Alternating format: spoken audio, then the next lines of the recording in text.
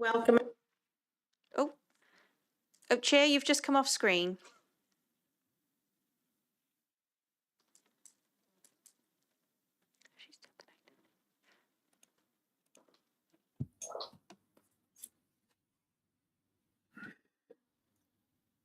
Would you like me to take over for the moment while the chair Oh, is no, there? my connection dropped. That's Can okay. I ask for apologies, please? Yes, Chair. From the elected members of the council, you have apologies from Councillor Hodges. From the town and community councils, you have apologies from you had apologies from Councillor Jeffreys from Landock Community Council, Councillor Shaw from Llandow Community Council, Councillor Bonnar from Llanfair Community Council, Councillors Phillips and Drysdale from Peterston Superreilly Community Council, and we are expecting representation from Councillor Potter this evening, but they hasn't quite joined us as of yet. Apologies also from Councillors Partridge and Thomas from St Donat's Community Council, but we are expecting, and I think we may have with us Councillor Halliwell representing St Donat's this evening, and apologies also from Councillor Williams from Wenvo Community Council. Are you happy for me to quickly run through some housekeeping, Chair? Yes, please. Okay. Good evening, all those who have joined us this evening and who are watching the live stream this evening. May I remind everybody present that the meeting is being live streamed as well as recorded via the internet, and this recording archived on the Council's website for future viewing. Please could all requests this evening being made through Councillor Birch as Chair. For any members who have joined us in the chamber, please raise your hand to indicate to myself and I will ensure that the Chair is aware of your wish to speak. This will be a hybrid meeting this evening, so if a participant wishes to speak, can they please raise their hand and wait to be called upon? Requests from participants in the chamber will be monitored by myself, and also requests from participants attending remotely will appear on the chair's screen once the individual uses the raise hand button, which is located on the bottom left-hand side of their screen. When invited to address by the chair, please could all participants ensure that their microphone and camera is on to ensure that they can be seen and heard when actively participating. Chamber participants may come onto screen by pressing the large activation button on their desktop microphone, and remote attendees may come onto screen by pressing the large activation button in the bottom centre of their screen. No other buttons are required to participate and should be left unmuted. For remote participants only, please can you ensure that all debate is raised verbally and not via the chat facility for the sake of the recording. We are not expecting a fire drill this evening, so if the alarm does sound, please could all chamber participants follow myself to the nearest assembly point at the front of the Civic Office building. For remote attendees, please can you stay connected to the meeting and proceedings will resume as soon as possible.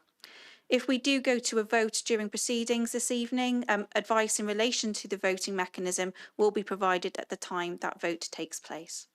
If I may, Chair, just to clarify for all our Town and Community Council representatives, on the screen in front of you, you have the activation button in the bottom centre and the raise hand button in the bottom centre to the left. Please could you use the raise hand button and only the activation button once called upon. Thank you very much, Chair. That concludes the housekeeping. Thank you, Amy. That was very comprehensive. So, can we accept declarations of interest and the nature of any such interests, please?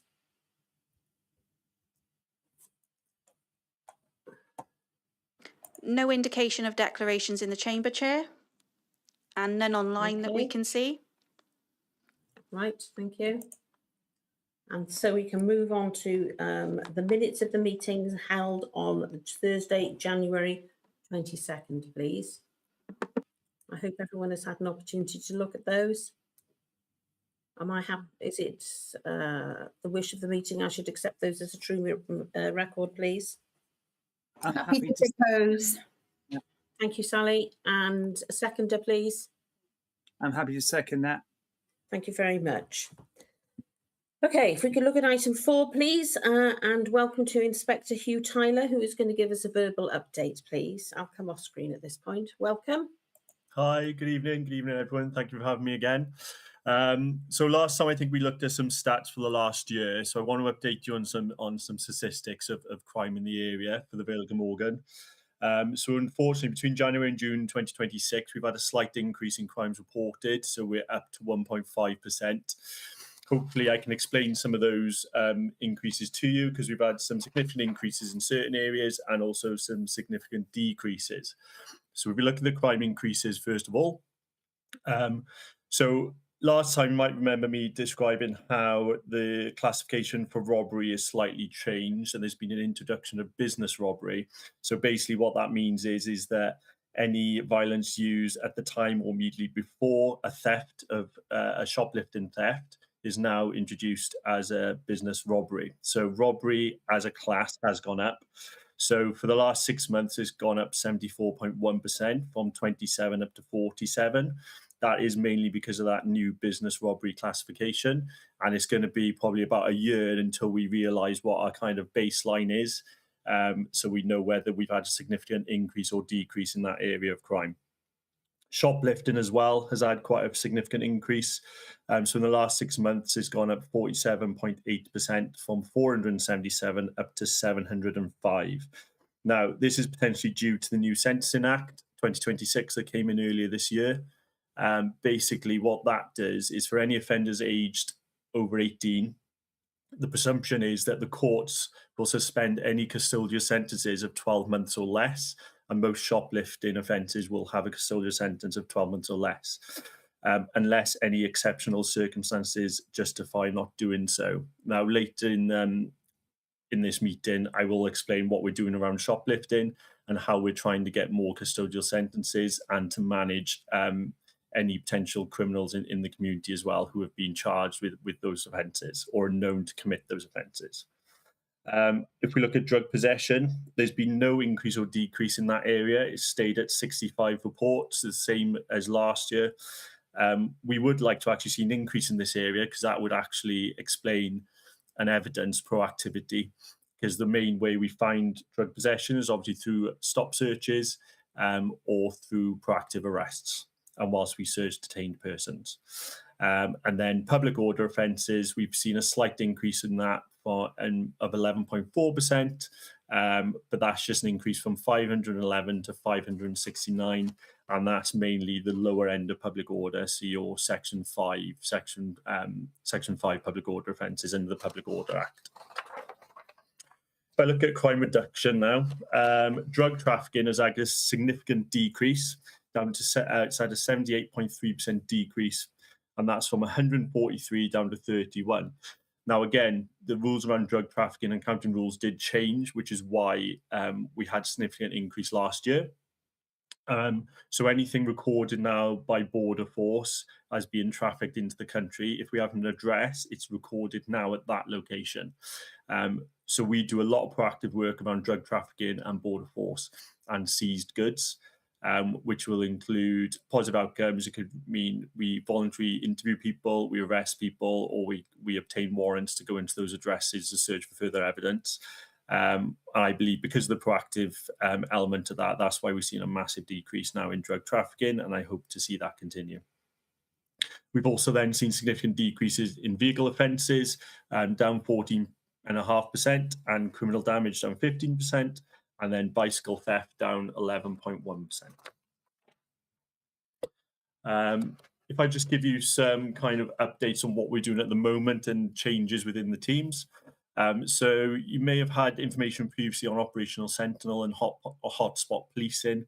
That was funded through the Home Office, and we had additional patrols through the Home Office and overtime. That funding has ceased. However, it's now transferred over to place-based policing and is going to become business as usual for my team and teams across Cardiff and the Vale.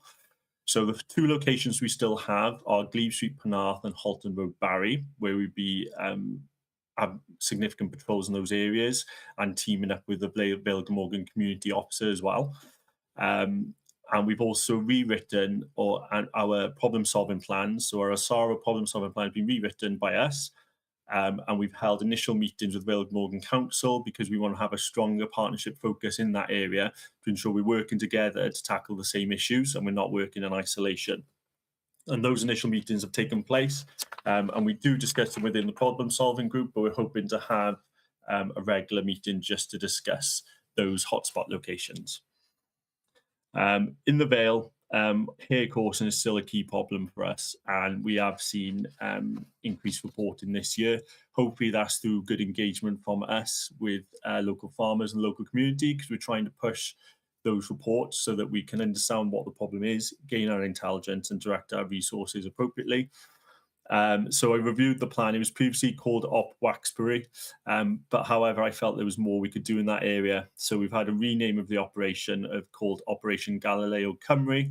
There's a bit of history to that, in that Operation Galileo is a hair coursing rural crime operation conducted across England. There's one theory that because of the success of Operation Galileo in England, it's pushed some of the hair coursing into Wales. So we've adopted that name as well, so that it has the same significance for any persons online once we start pushing the comms out, so they'll be aware what the operation is. We've been trialling a mobile ANPR kit, which has been really positive, and we were ready to purchase that kit using £10,000 of funding from the PCC. However, our ANPR manager just this week has found more suitable mobile kit, which is smaller, easier to carry around, and will hopefully allow us to buy 3 or 4 kits rather than just one. So we're now trialing this new equipment to see if it's suitable for us to use in the area.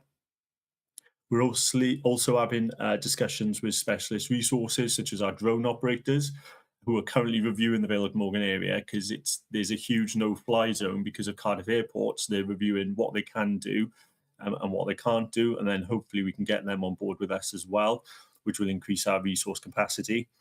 And also, we're now working with our neighbourhood support team, which is a proactive, safe neighbourhood team under the neighbourhood guarantee, to be able to proactively patrol the area with more resources. And we've just started talks with Bydd, our neighbours, on NPT, just to see if they want to join in with Op Galileo Cymru as well, because some of the hair coursing has leaked into their area. So we'd like to have a bit of a joint up approach, because this, as we know, crime doesn't stick to borders, so we want to have a cross-border approach there, to try and increase our proactivity and intelligence. Now, I spoke about shoplifting earlier and how we've had a huge increase, potentially down to the Sentencing Act, which basically means that people aren't getting custodial sentences like they used to. But my team have picked up on this, and in the last month alone, we've arrested, around 12 people for 73 offences in total. We got another one in custody today. Some of them significant. One committed 14 offences and had 2 failed to appear warrants. Some committed 11 offences, 6 offences, 7 offences. What we're trying to do to combat that is we're trying to apply for more criminal behaviour orders. So criminal behaviour orders allow us to allow the courts to have higher sentencing powers for when they commit offences against criminal behaviour orders. So since January, we've been successful in obtaining 4 of them through the courts. We got 4 more awaiting hearings. And if we are unable to use a CBO, we're looking at using ASB legislation with community protection notices, warnings, and eventually full community protection notices. So with the warnings, they're authorised by myself if the conditions allow. And then should they breach them a number of times, we can increase that to a community protection notice, which will then be an arrestable offence, and potentially on the back of that, go for a criminal behaviour order. So we're trying to increase how we manage nominals in the community to try and get those custodial sentences, because a lot of these people, unfortunately, when they come out of prison, they continue committing offences. And we're also trying to put support in place where we can to try and understand why they're committing those offences, and if there's anything we can help them to prevent further offences being committed. I think it's worth mentioning as well, you're probably all aware of recently in Cosmiston, we had a number of youths entering the water, which created a bit of a water safety issue and an antisocial behaviour issue. A Section 35 dispersal order was put in place by South Wales Police, which allowed us to remove any children committing ASB in the area and prevent them from re-entering the area within 48 hours. Now, this is not something we put in lightly. It requires a superintendent's authority, so that's 2 ranks above myself for us in order to use that authority. What I can say, though, it was successful. We didn't actually have to use the powers that they gave us, but our comms between Vale Morgan Council and South Wales Police seemed to be successful and prevented any further disorder in the area. So that is a good news story. I didn't like using the power, but I think it was a good use of the power to prevent further antisocial behaviour, and it protected a number of young persons from coming to harm by jumping in the water. And that's it from me today. If anyone has any questions or anything they'd like to ask me. Right, thank you very much. I'm sure there are going to be questions about that. Okay, can I start with Councillor Mark Wilson? I've got Nikki Parry then, and then Sandra Token. So Mark Wilson first, please. Yeah, thank you very much for that comprehensive report, Hugh, and it's very interesting to look at the crime patterns. But one of the things you did mention about, you know, with the legislation basically designed now, because we've got so many people in prison, as you know, in custody, in prison, but clearly one of the things that you could look at, and obviously you do this, but I'm just wondering what you think about tagging people, electronic tags. Is that effective or not to prevent people offending? So I think we're still trying to understand the impact of the Sentencing Act as a force. And the electronic tagging is one of those elements of managing criminals in the community. So at the force level has been looked at. I think at a government level has been looked at. I don't have any statistics whether it's successful or not. I imagine it is. For my response days, we quite regularly get breaches of electronic tags, and the intention then would be to immediately try and arrest those people and bring them in for the breach and put them before the court. So I'd like to think they are successful. I don't think they're used as much as they used to be, but I know it is discussed at force and government level at the moment. Thank you very much. Thank you. Sorry, Sandra Toker, please. No, I apologise. My screen is jumping about. Councillor Nikki Parry, followed by Sandra Toker, please. Thank you. I represent Surrey and Lavernock Community Council, and we've had a particular problem since the 7th of June with fireworks being let off after midnight. First started on the 7th of June, the 22nd of June, the 23rd of June, and the last occasion last night where they started at 20 to 1 in the morning. So obviously there's a lot of people in the village. They can hear it all over the village. I heard it last night, very loud, and I'm at the opposite end of the village from where we think the fireworks are happening, which is just at the start of Hayes Road, next to the old civic amenity site. There's a road down to the slipway with a car park at the end, and we believe it's coming from that area. There's signs of bonfires and rubbish and drugs and so on that people have seen after. But yeah, this is why it suddenly started this month. We don't know, but it is causing quite a lot of consternation in the village, particularly as there are a lot of dog owners in the village. And those that are nearer the site, it was very loud to me, and I'm at the opposite end of the village. But for those who live near to that, and it's right next door to Beechwood College as well. So I did speak to our two PCSOs this morning at our library. We have a monthly information hour.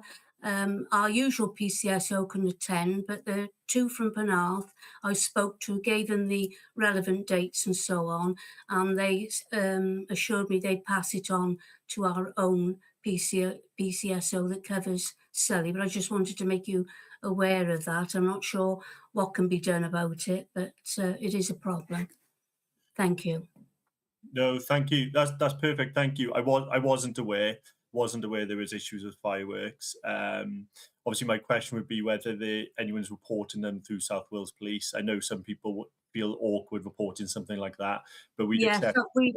we've encouraged everybody on each occasion to report via 101 or online, and that has been done.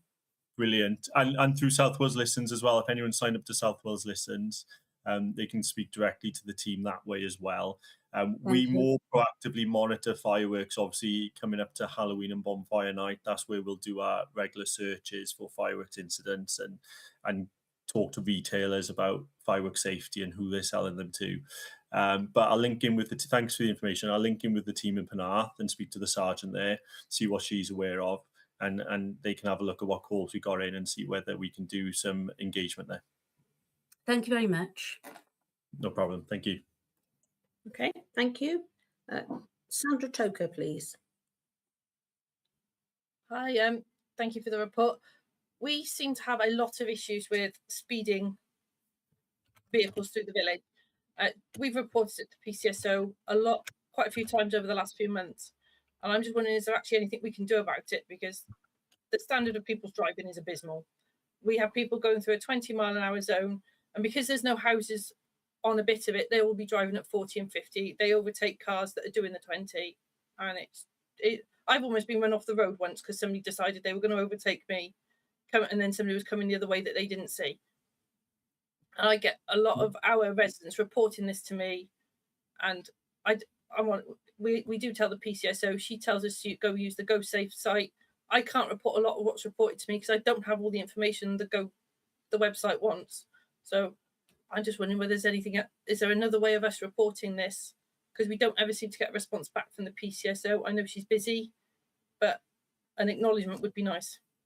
No problem at all. I'll look into, we can do speed scoping exercises in the area, and we can invite members of the public to come out with us as well to do them. That'll give us a little bit of data that we can go back to GoSafe with. Unfortunately, GoSafe do need quite a bit of data to be able to be proactive in their approach, but we can have a look at that, and we'll see if, I'll see if I can link in with Roads Policing Unit as well to see if they can include it on their patrols. Fab, thank you very much. Okay, thank you. Councillor Malcolm Phillips, please.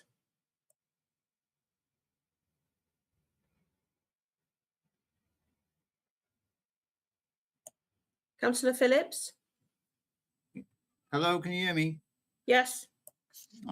Yeah, thanks, Chair. Good evening, Inspector, and thanks for a very comprehensive report you've given. Just two things for me. I'd just like to also mention some speeding incidents that we are seeing quite a lot now in the village that I represent. It's Dinas Powys, on Mill Road leading to Penny Turnpike Road. Regularly, it is a 20-mile-an-hour zone, but regularly, particularly in the evenings, there's vehicles travelling down there at excess speed. So it's only a matter of time before there's a serious accident. Perhaps you may be able to give some attention to that, please. And secondly, I've been made aware in the last 48 hours of two serious incidents that have occurred in Dinas Powys on our two sort of estates. Obviously, I can't, I won't reveal anything online, but would you mind if I contacted you on your email maybe tomorrow to talk about these? I believe that the incidents are still under investigation. I believe that one person is still in custody. So if we can have a chat tomorrow, I'd be very grateful, please. Absolutely. We got a couple of incidents going on at the moment. I can't think what they are at the moment, but yeah, you've got my email address. If you drop me an email, I'm happy to discuss with you. I'm free most of the day tomorrow. Thank you. If you could just pop your email, or Amy could pop your email into the chat, and then everyone who wants to can make a note of it. That would be very helpful. Yeah. Thank you.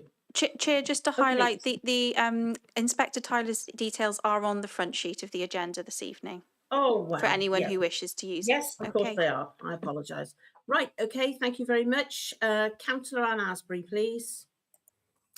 Hi, I also represent Dinas Powys, and we do have a few issues, and one of them, as Councillor Malcolm Phillips said, is speeding. We have 3 particularly dangerous roads there. But what I was going to ask, please, is can you or a representative attend Dinas Powers Community Council meeting because a few of us have various incidents we'd like to discuss, and it might be better at our community council. Absolutely. Are you saying so? Nobody attends at the moment, do they? Or No. you've never had a representative? Have you ever had a representative? We have, and we keep having promises that someone will attend, and then for one reason or another, someone cannot attend. So if I email you as well, and then I'll tell you when our next community council meeting is. Is that okay? Absolutely. Yeah. If you send me the dates, Yes. give me the dates for the year in advance, and I'll try and sort that out for you. And one thing before you. Yeah, go on. Sorry. Before I take the camera off, is could you bring with you, or whoever comes, could they bring with them the crime facts and figures for Dinas Powers? Yeah, thank you. Certainly can. Thanks very much. No problem at all. Okay, thank you. Councillor Hawkins, please. Hello, I'm from Wick Community Council, and I'm going to take you back to speeding, I'm afraid. There's a lot of concern caused to residents in Wick of the high speed of vehicles on the main road through Wick. And when we last spoke to Go Safe, which was about 18 months or so ago, we were assured that it was a red priority area and that they would be here often. And it's only at our last meeting we discovered that they've in fact stopped coming to enforcement activities at Wick. It's particularly a problem in the summer's evening and on a weekend, often motorbikes, but not exclusively motorbikes. And we understand that the enforcement has sort of moved to that sort of circle of roads around Alban by Sea and Southern Down. And I accept there's a problem there, but it's been taken away from us and there's no enforcement here at the moment. PC Williamson has said he would speak to Go Safe about it and feedback to our next meeting, but there's certainly no sign of any enforcement here. What can we do about that? Again, unfortunately, it's the same for the other areas. We can look at doing some scoping exercises, feed that back into Go Safe. When you said you spoke to Go Safe 18 months ago, is that through yourselves or was that through the police? Through PC Williamson. Through PC Williamson. Okay, thank you. What I'll do, I know the inspector of Go Safe. I'll speak to him about his criteria for using Go Safe vans in certain locations, and I'll see if I can get any details on red zones, etc., from him, and see what we need to do to try and get Go Safe out. Thank you. Thank you. Okay, thank you. Councillor Campbell. Hi, Hugh. Hi. I'm in Roos. We don't have a community council. Our PCSO is fantastic. He's great. Like a lot of other people on the force, he's overworked and he hasn't got enough resources to do a lot of things that a lot of issues that I bring to him basically. So I try and direct my residents to South Wales Listens as much as I can, and one of the things that comes up is that police officers don't come to our village to speak to people. They do. The meetings go up on South Wales Listens, and I put them up on my social media as well to advertise them. But there's no kind of reinforcement coming back from South Wales Police to push this app and to make sure that people come onto it to then access when these meetings are and to make sure that they're reporting things through it. So I'm driving people to go on here and saying, report on this. This is what you should be reporting to South Wales Police. This is what you should be reporting to me as a member of Vale of Glamorgan Council to go through enforcement and things like that. But there's no standby from South Wales Police to say, yes, this is correct. So every time somebody's going on social media on the Roos pages and putting up there, oh, why isn't the PCSO coming out to do this? And I'm just going back and saying, because he's covering 200 odd miles and I spoke to him yesterday and he hasn't even got a car. He is good as gold. He is fantastic and he does everything that he can within his power to assist us, but we're not getting the buy back in from South Wales Police to drive people to use the resources that you have in place already. So can we have a little bit of support, please, to push people to use the stuff that are there?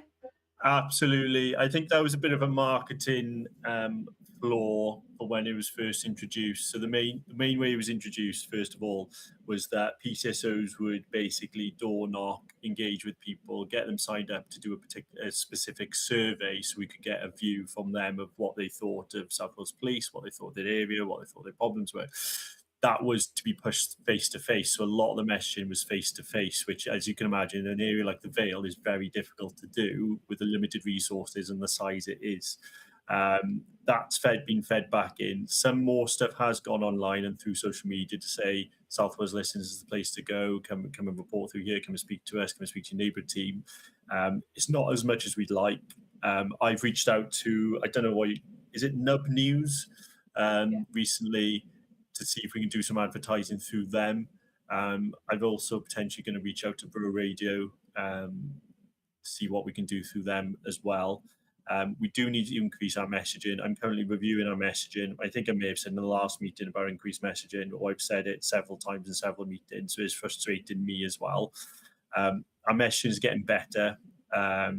We're improving what we're telling people. So if we're making significant arrests or there's significant incidents, we're trying to tell people more through South Wales Listens. Some stuff we want to say through South Wales Listens that wouldn't necessarily go on social media. So if we were to, for instance, to conduct a drugs warrant in a particular street, we may put information on South Wales Listens to say this is what we've done in your local area, but make it hyper local, because that information we don't necessarily want widespread on social media. Or, for instance, we may do a warrant, we may not get a result out of it, but we want to tell people why we were there. Again, we wouldn't put that on social media to say we've done a warrant and got nothing from it, but we want the local people to know. I absolutely take on board what you said. I absolutely agree. I'll try and push it out a bit more, try and get my staff to do some more engagement, some more messaging, saying where they are, what they're doing. But I appreciate that. Thank you. That's great. Thank you. Okay, thank you. Councillor Cave, please. Good evening. It won't come as any surprise to you that I want to talk about the speeding traffic in the rural Vale. So I represent the Landau ward, which comes right up from Bridgend, the Tros end, right the way down to Lantwick Major. We have a big traffic problem with speeding in Tros and in Clangarn, in Colwinston, in Lisworney, in Landau, everywhere really. So we've also engaged, like most people, with Go Safe, and not found that it's made much difference.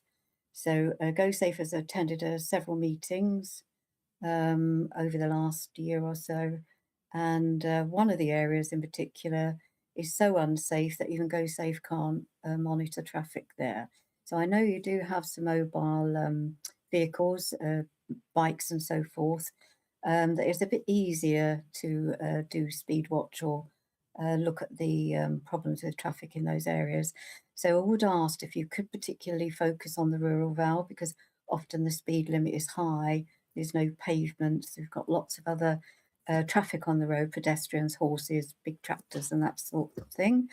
The other area I'd like to bring to your attention is not in my ward, but it's the St Mary Church, St Hilary, Herbert's area, which has become a bit of a rat run actually for people working at the Aston Martin plant.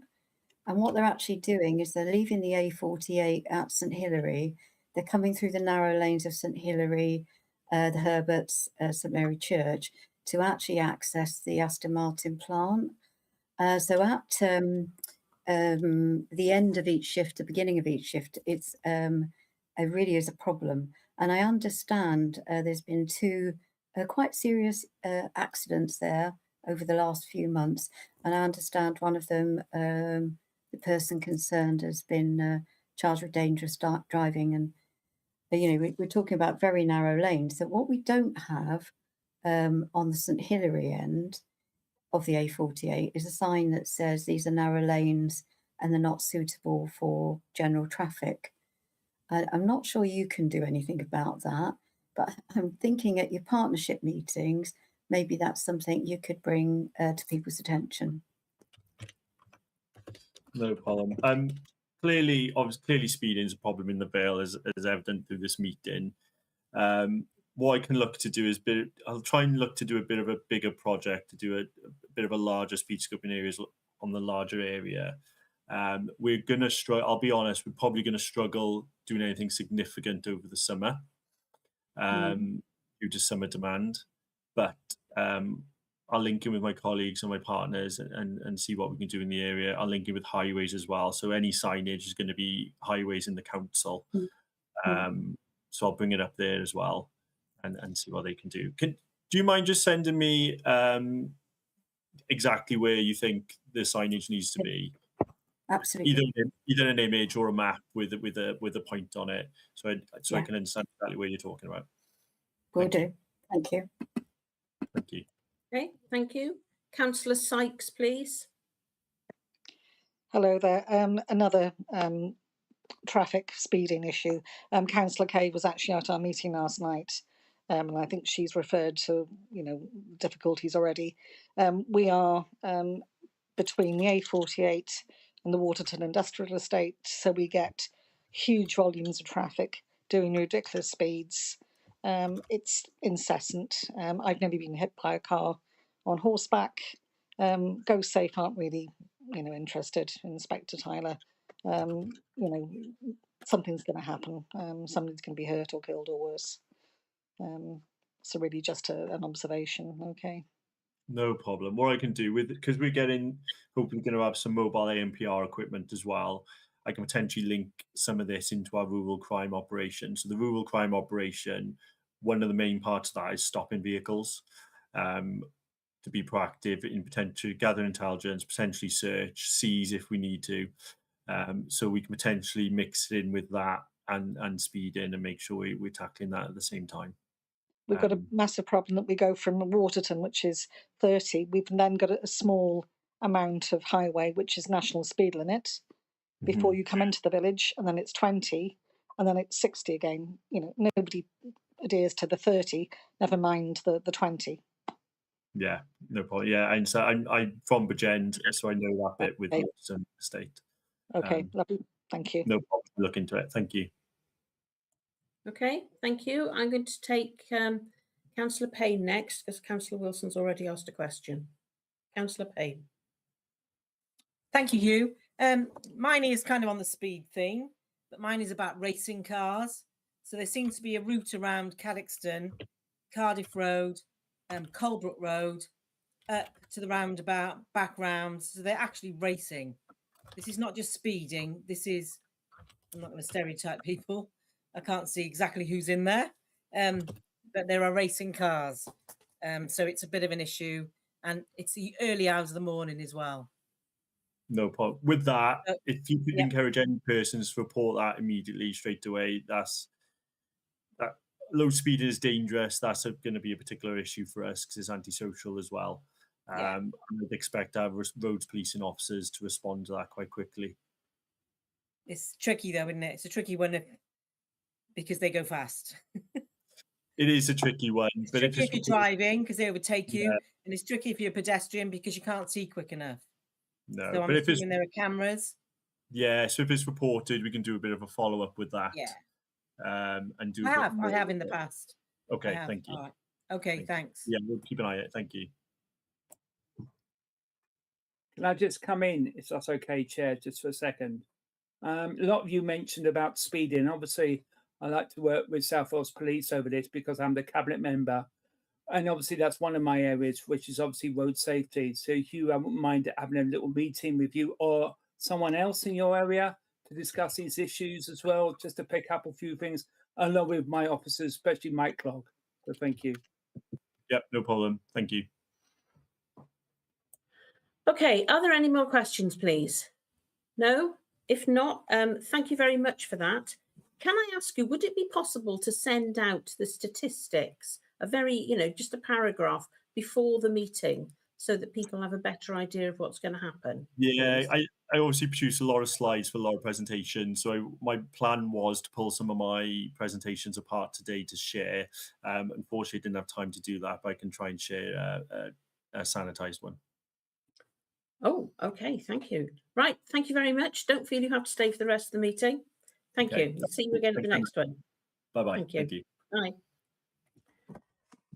Right, okay, let's move on to 5, which is South Wales Fire and Rescue Service, and we're going to be having an update from Michael Evans, please. So if you'd like to come on. Hello, Chair. Unfortunately, Group Manager Evans hasn't been able to join us this evening. He's sent his apologies. But he has requested that if anybody has any queries for him, could they please contact him based on the contact information on the front of the agenda this evening. He's very sorry, but due to being on call, he's had to be elsewhere this evening. Right, okay, thank you very much. And if Okay, I so sorry, Chair, just I should say we obviously Group Manager Evans is replacing Martin O'Keefe, who's been the previous representative. So I was going to suggest, Chair, with your and the committee's permission, that we send a letter of thanks to Mr. O'Keefe, and obviously we'll welcome Mr. Evans at the next meeting in October. Would that be agreeable? yes, I think, yeah, I'm happy to recommend that, and I hope that everyone is going to join me in doing that. So a letter of thanks would be. Could I get a seconder for that, please, Chair? Happy to second that. Thank you, Councillor Wilson. Thank you. Okay, thank you very much. If we could go on then, please, item 6, Public Service Board update, and I think we're going over to Phil Summers, please. Thank you, Chair. I'm conscious we've got a very full agenda tonight, so having circulated a written report on this in advance with the agenda, I'll just pick out a few headlines on that, if I may. There have actually been 3 Public Service Board meetings since we last met in this committee, so a lot of work has been done. I've picked out in my written report the main topics at those 3 meetings, and if, as always, if any members have any particular question on those, please come back to me later or contact me afterwards, and I'll be happy to try and fill in the gaps on that. I would like to just highlight 2 or 3 things from the last meeting, which took place a few days ago, June. The PSB annual report for 25-26 is due to be published very soon. It was presented to us at the PSB, and that will be available on the PSB website. I would recommend that all members, if they get a chance, have a look at that. It's a fairly lengthy document, but it does give a very, very good insight into the work that's been done and the successes that have been achieved by the PSB and its partners over the last year. So if you get a chance, do have a look at that. At that last meeting, we had a couple of very interesting presentations, one from the Vale Public Health team, which I included the slide pack in with my report. The other one, which I think also in the end we managed to get the slide pack in attached in time, it just arrived, was in regard to the Vale Community Micro Enterprise Catalyst Programme. Now, this is something which I think may be of a lot of interest to a lot of community council members, and I would recommend that you have a look at that. And if you've got any questions or you know of any enterprises or individuals in your areas or your wards who you think might be able to pick up on that, do go back to Kemi Nevins. Her contact details are in that slide pack. She would be more than interested in talking to you or them and providing the information, any information and any assistance that she can to help those micro enterprises get established and to input into community activity in the Vale. I think that's probably all I need to say at this moment, Chair. If anybody's got any questions, as I say, happy to try and answer them now or come back to me afterwards. Thank you. Thank you for that. Yes, thank you. Thank you. It's good to get a report on what's happening. So does anybody have any questions, please? Or would people like to Councillor Summers at a later date to ask for a catch-up? Anyone? Councillor Wilson.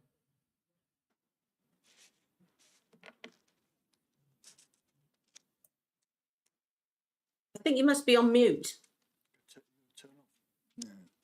We have a raised Apologies, hand, can you hear me? Chair.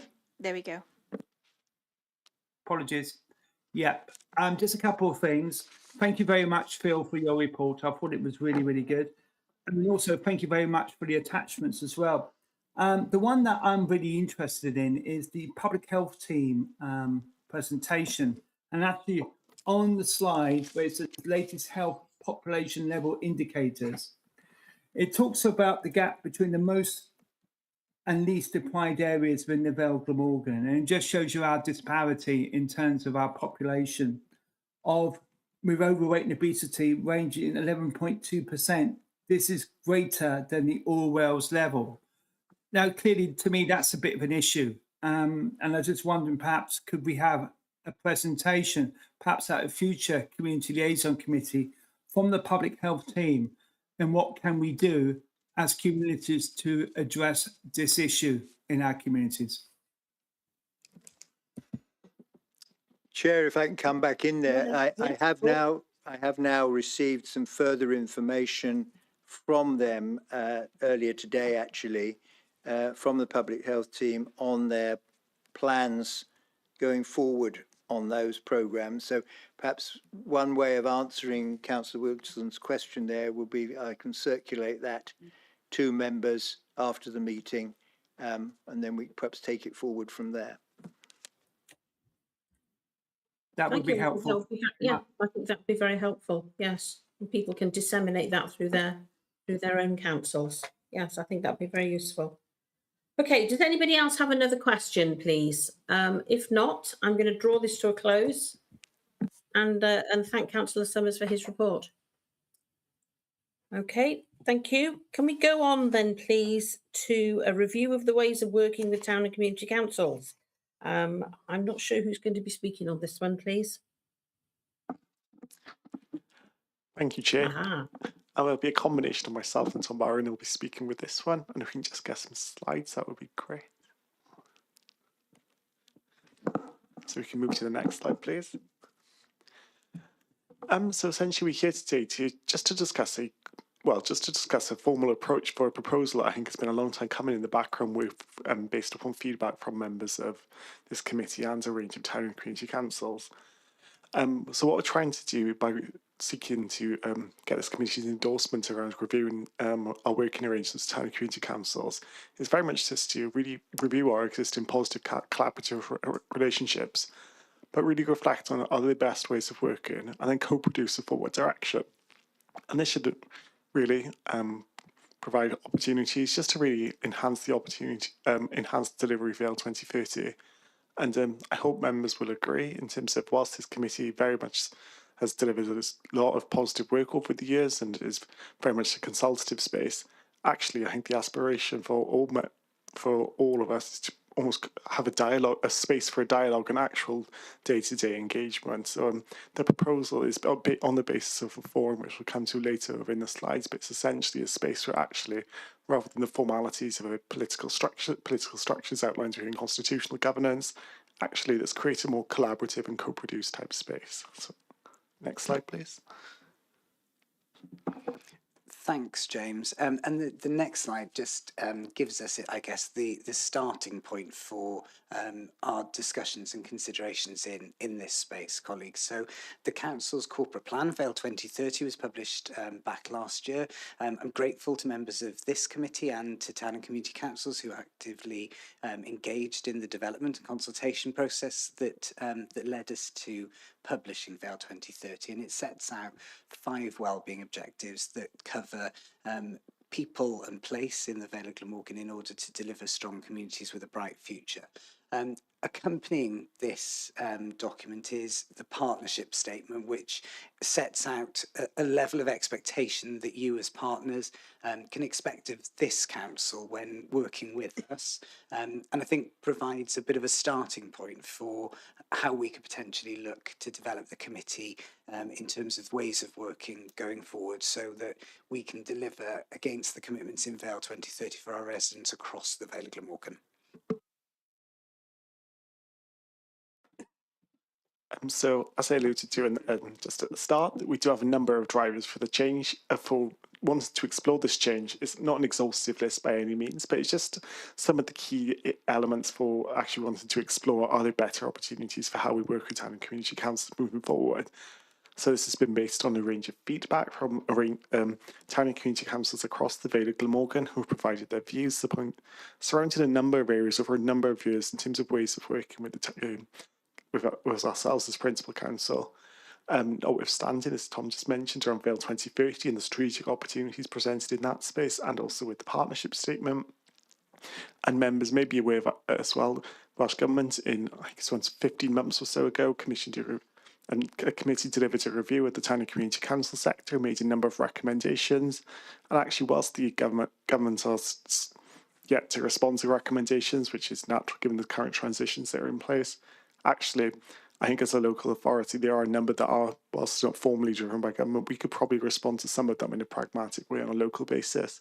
And it's also worth noting as well in terms of the wider council scrutiny change, but actually how we're involving and collaborating and working with others, it's very much changed into very much reflecting more modern and effective ways of working in a more co-produced and involved ways. It's very much an opportunity. It's almost a perfect storm of drivers, a sample of some of the drivers, for very much wanting to explore changes of how we work with the sector. If I can get the next slide, please. So in terms of, just for a bit of broader context, obviously we have a range of statutory duties with yourselves as town and community councils. It isn't, so we have the elections and democratic administration, so where we support yourselves through the delivery of your any elections on either on a cyclical basis or through whenever you have any appointments. And the standards framework and ethical governance, so support from that space in terms of the standards and providing advice in terms of code of conduct, constitutional elements, and really supporting you discharging those governance functions, and also consultation duties in a range of areas such as local engagement, planning, etc. So there are a range of statutory duties, but I think it's really important for me to recognise the statutory duties. I think they very much represent the surface of what we do, well, how we work with town and community councils already. And if we can move to the next slide, please. And as James was saying, the statutory or kind of minimal level of compliance is not really what characterises the relationship between town and community councils and the Vale Council, and here are just some of the examples of some of the other ways that have developed over recent years in terms of that collaboration across the county. So across the 4 main towns as a first step, placemaking is taking real hold. Those placemaking plans which exist in the towns, helping to drive very local decision making in terms of what happens in those places, and the town council's been really heavily involved with proposals in due course to extend that work in other areas of the county. We've got a history of exploring community asset transfers, working collectively for the operation of assets by town and community councils, and that really, I suppose, builds into some of the street scene work which has launched recently, where again an attempt by the unitary authority to be as locally responsive as possible to local issues, and I'm grateful to the input from community and town councils that is helping to shape that work. Councillor Summers mentioned during his report on the Public Services Board, there's a really important connection between town and community councils and the work of the PSB.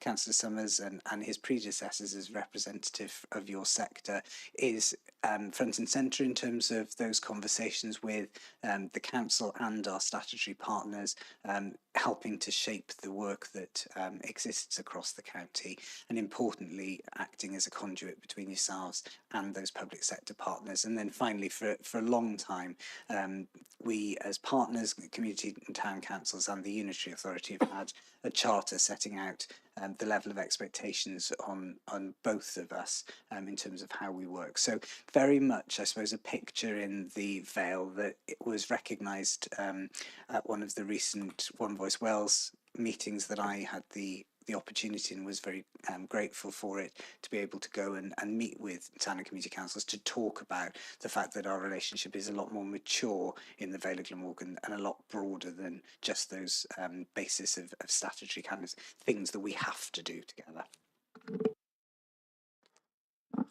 In addition, I think it'd be remiss of me not to mention around the support we also provide to your clerks, which I hope you're aware of as members. So within the past 6 to 9 months, working alongside the monitoring officer, we very much have revised the meeting format and frequency in terms of that's the support that we're offering to your clerks in terms of corporate governance effectively. Very much with the focus on stands, with an absolute core focus on standards and code of conduct issues, but it has also been to the space of supporting town and community councils as part of the reorganisation, as part of the Boundary Commission reviews. So members may be aware there was a session in terms of supporting and outlining actually what other specifics that they do need to consider as part of the planning process to enable these changes in 27. It's probably is also important to note that space has also become a place of shared learning and networking. So it's very much moving towards the collaborative space in terms of clerking skills and future-proofing the sector, because we know there are longer-term recruitment challenges within that arena. So, and also looking at, have also been working in that space so alongside representatives from One Voice Wales to very much support clerks as much as possible through the administrative elements required to support your individual councils through the reorganisation process, for the various outcomes that have been proposed, have not been agreed by the Boundary Commission. So I think it's really important to note that we have already started responding to, whilst it's not a formal committee space, in terms of the previous feedback from clerks, that actually we want to really review how we work with you in that space. We've already started responding and very much co-producing that agenda with them. And it's probably important to note, whilst not included on the slide, the chair of that session is very much on a rotational basis between clerks, and this is it's a space for them to really own and drive that agenda, as long as within the framework of the corporate governance arrangements. If we can go to the next slide, please. So in terms of the proposed timeline for the review, you'll note we're obviously at the start of the journey today on the 2nd of July with this meeting of the Community Liaison Committee. And the main ask for today is effectively for you to raise this view with all of your individual councils over the next 6 to 8 weeks with the hope of raising awareness of the first workshop to be held between the 6th and the 15th of October, very much looking around the shared purpose and ways of working. So very much exploratory work, just to really look at how we work together as outlined within the appendices within the report, with the outcomes of that session reported to the next Community Liaison Committee. Apologies, I've skipped a step in there.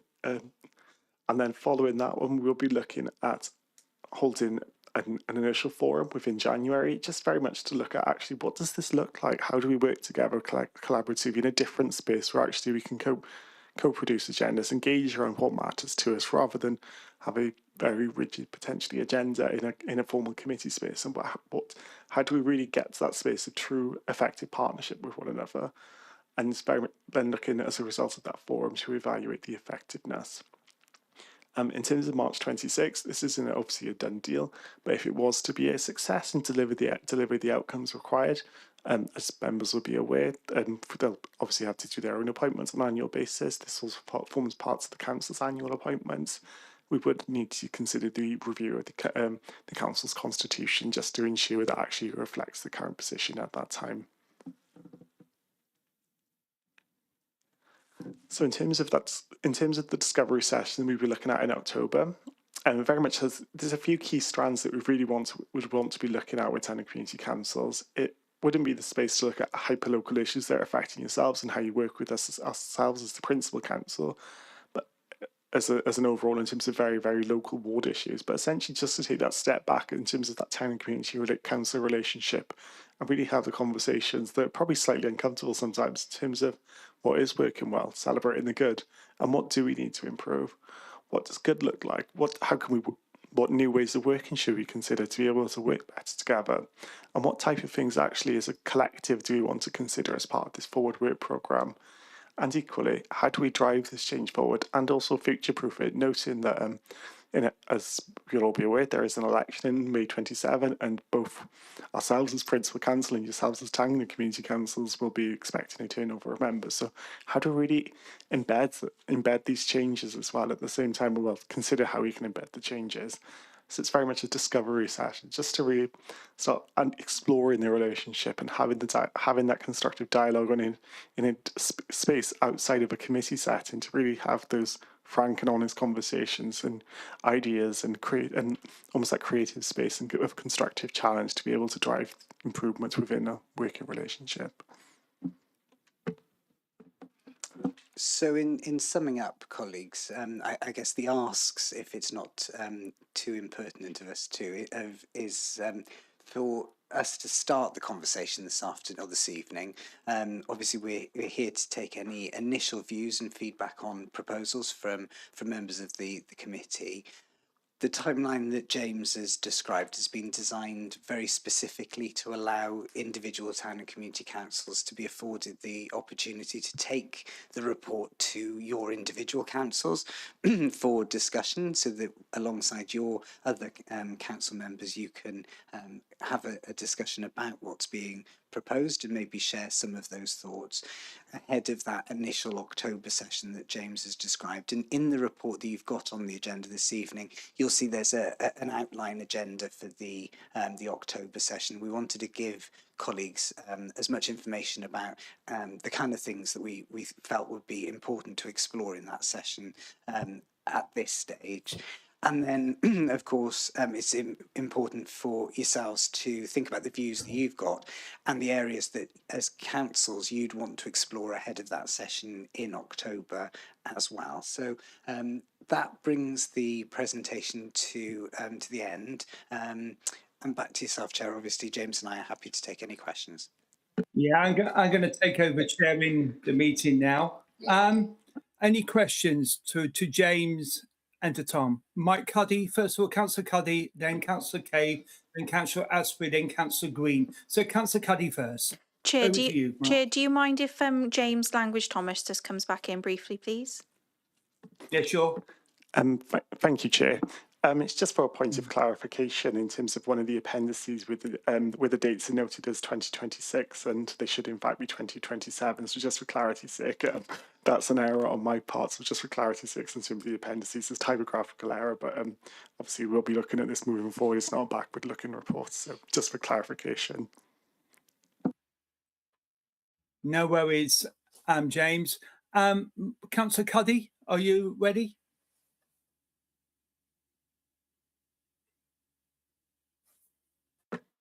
Councillor Can you hear Cuddy? me? Oh, Can you hear me? yes, we can hear and see you now. Thank Good. you. Thank you. Yes, well, as Tom will know, I've been involved with One Voice Wales almost since I joined the town council, and enjoyed, I think, a discussion about a year ago on these issues with another councillor from Penarth. And again, I think we saw you at our area committee, didn't we, some time ago now. I think I endorse the proposals you make. They reflect, I think, the discussion we did have and other things as well. You refer to the reviews of the sector. This is our problem, really. The first review, Mark Drakeford was the responsible minister then, I think gave them a wide remit. And I think they endeavoured to do the best they could, but they failed in one very important respect, and that was the purpose of town and community councils. Now, it may be a very, very difficult thing to capture, but certainly that failed. Its summary conclusion was place-making activities was where we existed. The second review was a Senate review rather than a government minister's review. And that really was truncated, I think, obviously by elections and other matters. And the two reports really have only got to dealing with bad behaviour and good behaviour and keeping the books tidy and the town council solvent. And they really haven't explored many of the issues you developed tonight. And in my experience during my time with One Voice Wales has indicated that the sector is never going to get out of the Peter Pan sort of arena unless it's got statutory things to do, which public, local communities on the ground can address and know what you're doing, away from the abstractions we talk about, cost of living, things like that, and see that you're doing something. Now, that's given the range of size and capability of councils, it's going to be difficult, but I think the opportunities should be arrived at, which will give the opportunity for councils who are ambitious enough to bid in to services of some sort, and very, very small maybe, but at least something which is tangible and can be seen by the community. You're doing your best or your worst, and I hope one day we can get to that. There is in offing another review, and I think that this is just the development from the truncated Senedd exercise. We don't know what it is, and it hasn't been broadcast, but it's someone has directed the Democracy and Boundary Commission to look at the sector again. That's going to, I understand, is going to meet shortly, and it's fortuitous that you've planned your forum meetings for October, because by that time there may be some more information we can introduce into the discussions, which would I think be very useful, and be maybe some sort of a small step to try and sort of pin down variously the purpose and operation of town and community councils, and I look forward to that. Thanks. Thank you, Councillor Cuddy. I don't know if anyone wants to respond to that. I mean, it's mostly Tom. I can do quickly, Chair, and just to say thank you to Councillor Cuddy and to colleagues at Penarth Town Council for making the time to meet over the last year or so. And I'm glad, Mike, that you're reflecting that those conversations have been built into these proposals, and really, I suppose, just to give all members of the committee the assurance that we have been having conversations with as many representatives as we can do. As you say, Mike, it is an area where we've got lots of different councils of different sizes, covering different geographies, different populations, but there is a real opportunity, I think, to do things more creatively, and certainly I know we're seeing through some of the placemaking work and some of the work on PSB projects that there is an opportunity for community and town councils to get involved in that direct delivery of services and projects in local areas. So thank you for the contribution that you made. Okay, thank you. The next speaker is Councillor Christine Cave. Over to you, Christine. Oh, thank you, Chair, or Deputy Chair. Yes, so I'd like to first of all draw attention to the fact that I think this is long overdue, because I don't think this committee has worked for several years, certainly not for the rural Vale councils. One of the things that Tom holds up as an example of good practice is placemaking. Well, there is no placemaking in any of the community councils. It currently only takes place in town councils. Although, when placemaking was first introduced, I remember a councillor from Clangarn using his own time, because they're usually volunteers, to actually bring together a really good placemaking plan. And he was very excited about it. And he actually brought it to the council and was told, oh no, it's much too early, we don't want your placemaking plan. So that's one of the ways that I would say we need to address the value. Cuddy, if you come off screen, please. Sorry, Councillor Cave. If you come off screen, please. Thank you. Thank you. Yeah, so the rural councils, the community councils, generally do not feel that they're valued. And I think they're invaluable.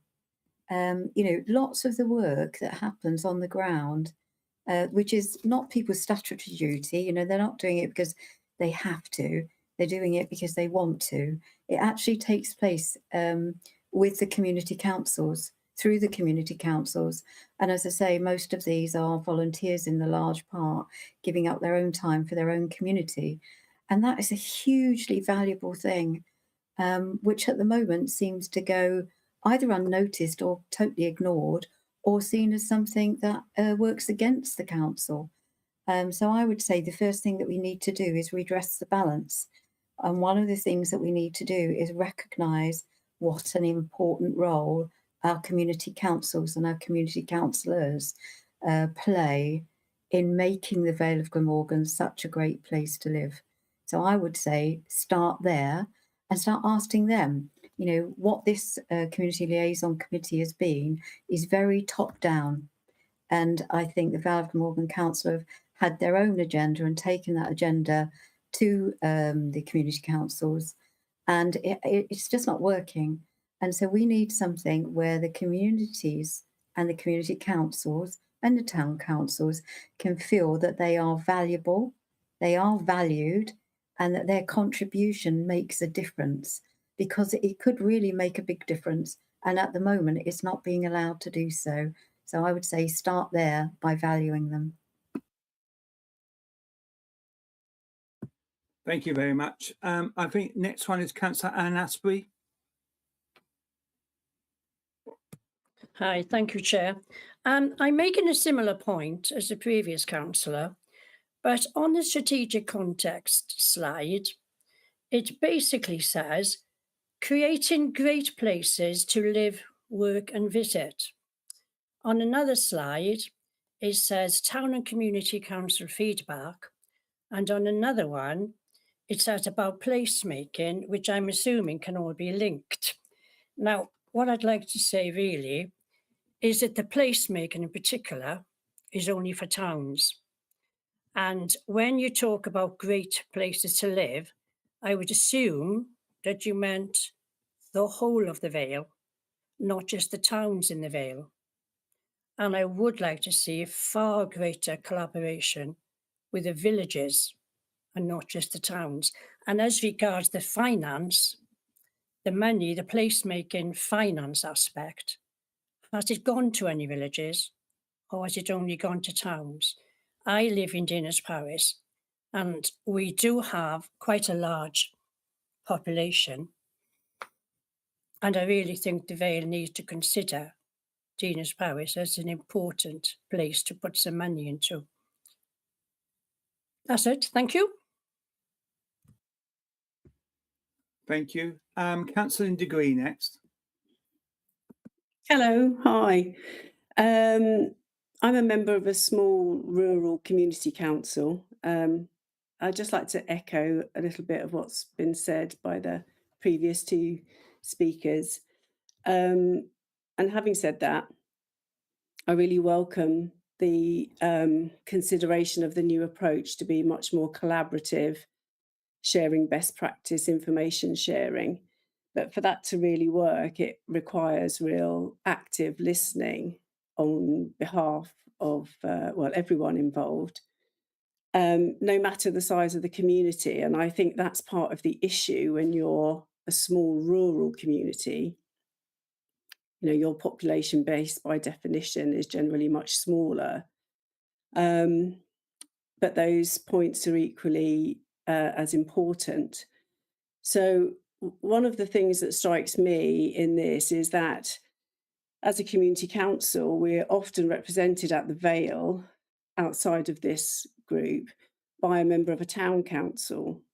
And what I'd like to see explored either here or elsewhere, hopefully here, is what the expectation is of the town council that represents that rural community council. So, for example, attendance at community council meetings to share information and hear what's going on, but also then in that representation at the Vale and ensuring that actually the residents of the community, particularly those that are impacted by I'm going to say, large developments, that their views are actually represented by those councillors. So it's really a call out for making sure that as part of this sort of flow, if you like, of information from largest to smallest, that where a community council is not represented on a committee or at the Vale, that there is actual representation of their feelings, their views, and that they're represented appropriately. Thanks. Thank you very much. The last one, I think, on my list is Councillor Toker. Councillor Toker? Hi, yeah. Hi, it's just another one echoing place planning. I always get it wrong. Because, like, we're due to have, through the RLDP, they reckon we've got 1,000 houses coming to our area, but we've not been able to do anything with place planning to say what you'd like to see. We could possibly be bigger than some of the towns that have been allowed to do it. And we just need consideration of all the rural communities like Roost, Innis Powys, the bigger ones and the smaller ones, that everybody's views are taken into account, not just the towns.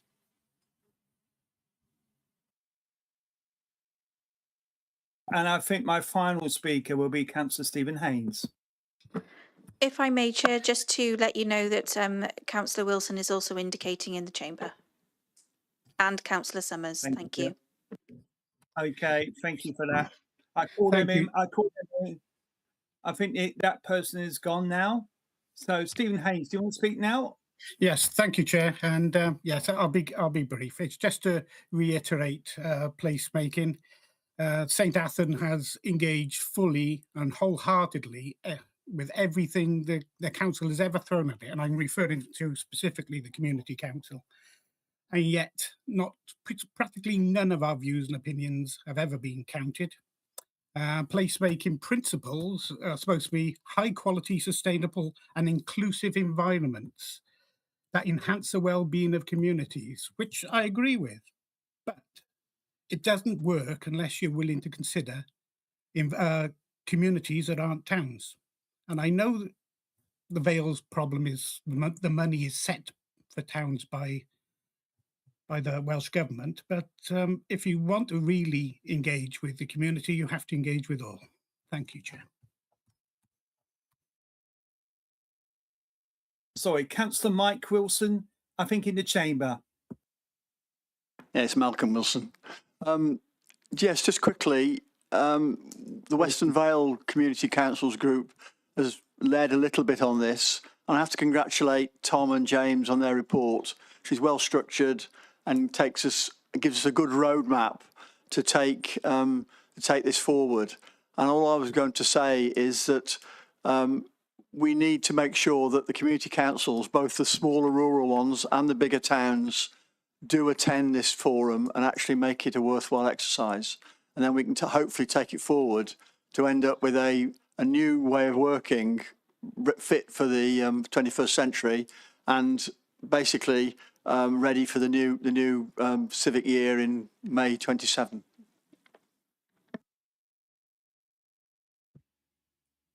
Okay, the last speaker, whose name has escaped me, apologies. Amy? Yes, it's Councillor Summers, Chair. Councillor Summers. Thank you. Sorry. Thank you, Mark. Firstly, I'd like to add my thanks to James and Tom for all the work that they've already put into this to produce this report. As part of the Western Vale group that Councillor Wilson's already referred to, we've had some useful meetings with them to help it on its way, and it's nice to see that coming forward.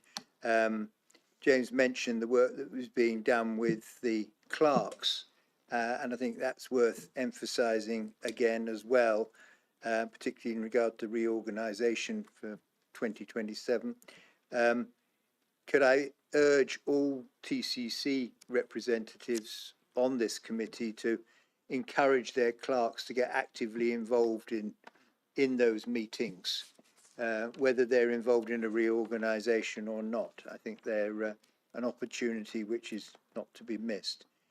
As far as this report's concerned, I think Mike Cuddy's comments regarding, the various reviews that are underway, it's important that we try and move on irrespective of the delays that may be in regard to those reports. Councillor Cave and others have highlighted the importance of the rural communities in these discussions, and I'm sure we can expect input from Councillor Prothero, who's not part of this committee but is the rural champion on the council, to get involved as well. And I think it's an opportunity for all the councils, town and community, to use these forums that Tom and James are setting up to make sure that everybody's views get forward and we get the right balance when we come to 2027 and any new councils and everything else. So I would commend this report to the committee and ask that we push forward in regard to those meetings that have been scheduled. Thank you, Chair. And thank you for that summary as well. I'm going to bring in Tom Bowie now, who wants to respond. So thank you, Tom. Also, just to let you know, Chair, Councillor Payne has also indicated she wishes to speak. Is that still the case, Councillor Payne? Oh, Councillor Payne's lowered her hand, Chair. Okay, thank you. So we now go to Tom to respond now, please. Thank you, Councillor Wilson, and thank you, colleagues, for all the feedback on the report. And Councillor Cave, absolutely thank you in terms of the comment around the need for redressing the balance. I think the purpose of the proposal is very much about that kind of co-production approach, moving it into a forum that removes the dynamic of a committee space and makes it a far more egalitarian one, based on the principles that Councillor Green was talking about in terms of the importance of active listening and being really collaborative. I'm hearing loud and clear that from colleagues that placemaking is an area of focus that community councils would like to explore. As colleagues have said, some of the funding initially came associated with the towns, and that's the reason for making a start there. But I don't think that should stop us looking at how we could explore using the principles of placemaking, actively working together in collaboration, and if the committee were minded to, perhaps a recommendation could be made around the need to focus on placemaking, perhaps as part of the discussions on the agenda for the first forum meeting in October.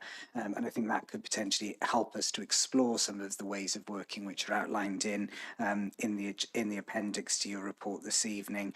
I think the importance of thanking colleagues for their input over the last year to help us get to this point shows through your comments this evening, where there does seem to be widespread support for this approach. I think shows that where we have the ability to take our time to listen and reflect on one another's perspectives, it means that we get to a set of proposals that have got the opportunity to add real value to our relationship. And I'm very grateful to everybody for their input. And I think just finally, Councillor Summers, you mentioned in terms of the importance of representation in the forums that we're setting up. I think we're, from our perspective, feel as if that's the council's convening role, but it's very much those forums are an equal space for people to come together and discuss the issues that matter the most. So just a big thank you from James and myself for the comments this evening. They're really helpful. Thank you. Thank you. Can you hear me? Yes, we can, Chair. Thank you. In terms of the Appendix B detail on the initial forum plan, I note that you got proposed attendees. Now, I know that Councillor Phil Summers has made a suggestion, and I think it's a suggestion about possibly bringing the rural champion, Councillor Prothero, to this meeting. Would that be satisfactory, or would that be something that Tom and the team would like to consider? Yeah, I think that's something we can definitely consider in conversation with Councillor Prothero to see, because I think you're absolutely right. There's a key link for in terms of as members have raised tonight, ensuring the representation for the rural voice there, so we can have that conversation with Councillor Prothero to explore how best to work within that space in the champion capacity. Thank you. And can I thank everyone here for attending? I know that Councillor Haynes has got his hand up, he would. And Councillor Cuddy, if you could put yours down because you've already spoken, and so has Councillor Haynes. Can we now move on to the next item now on the agenda? Because I'm aware. Sorry.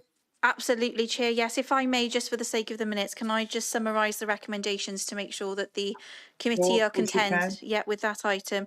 Please correct me if I'm wrong, committee, but I've got 4 recommendations from your discussion this evening. The first is that the proposal as set out within the report be endorsed by the committee.